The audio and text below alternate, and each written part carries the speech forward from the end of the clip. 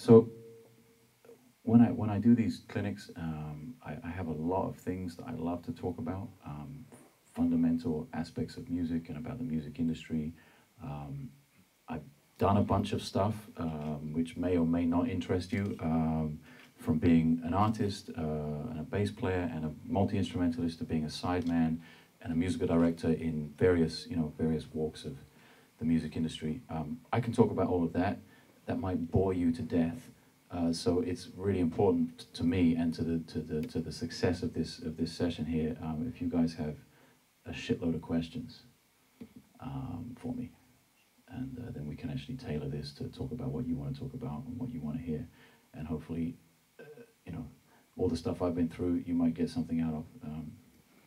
So I'll start off by playing a little, and maybe that'll get us into some questions and into some conversations.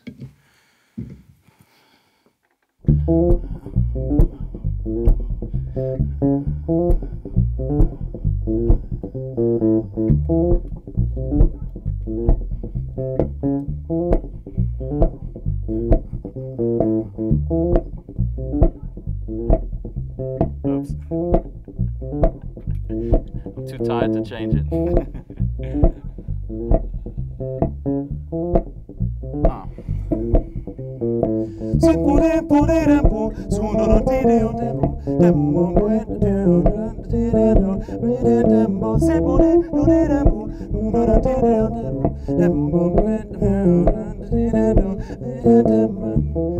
Okay, for those people in the back that didn't hear, the question is, at what point did I expand my bass playing to be a solo bass player and to play up front, like I was just doing just then.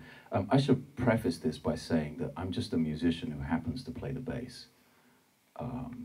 It's just dumb luck that I ended up to play this instrument and not that instrument or any of these instruments here. So everything I talk about, the music kind of comes first. So we can talk about bass-specific stuff, absolutely, I'm all about that. But the bigger picture for me is about the music. And so that being said, I think,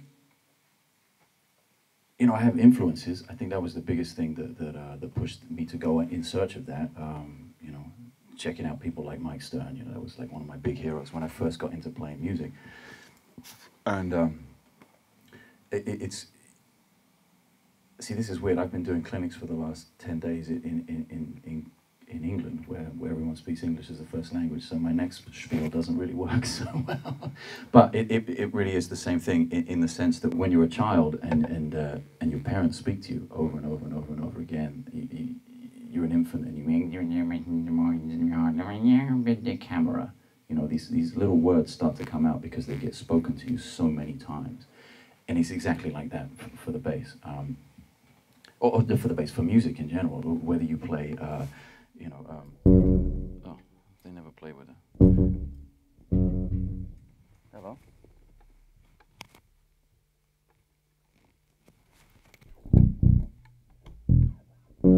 There we go. Wow. Wow, okay. That wasn't the TC gear, by the way, that was my terrible brain misfunctioning. So whether it says, whether it's something as simple as that, or whether it's something as complex as some, soloistic idea, it's all vocabulary, and it's all small fragments being put together to make a bigger picture, to make a sentence. It's syllables, letters being put together for syllables, syllables becoming words, words becoming sentences, sentences becoming paragraphs, and just expanding, and expanding the amount of words you have to use, basically.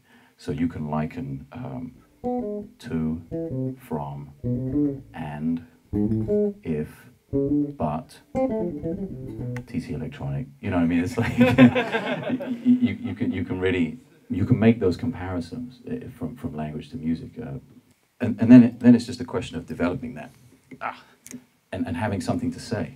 It's no good. It's no good if all you've ever done is sit in a room and drink beer, because then all you can talk about is sitting in a room and drinking beer. And it's, that's great for about 20 minutes, maybe.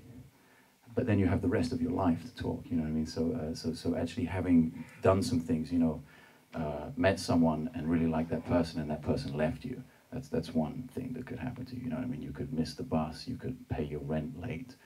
You could get left in Mexico on a gig. You know, and be stranded. All kinds of like life experiences that go into playing music, no matter what kind of musician you are, whether you're a soloist, which I'm kind of not most of the time. Like for the purposes of clinics like this, there's generally, well, we're going to play a little later on together, but for the most part, it's just me. So I make examples of music playing on my own. So it kind of comes across as a soloistic thing.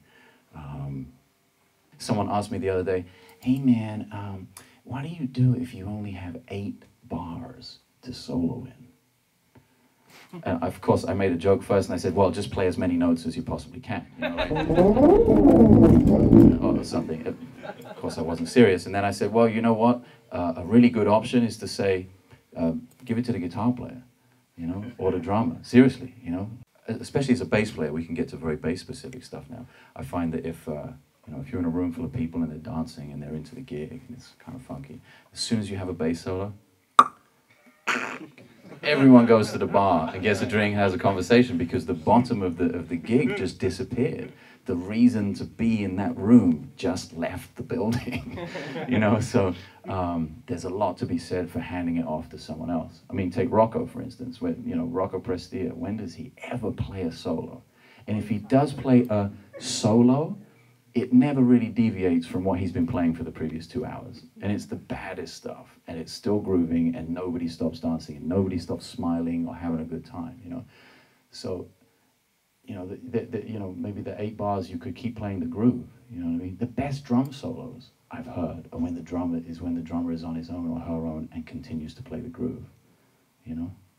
And there's like one little tasty thing where you go, oh, that sounded expensive. You know what I mean? and then on it goes, and the music, it never stops. It's like this, like, it's a very powerful thing, music.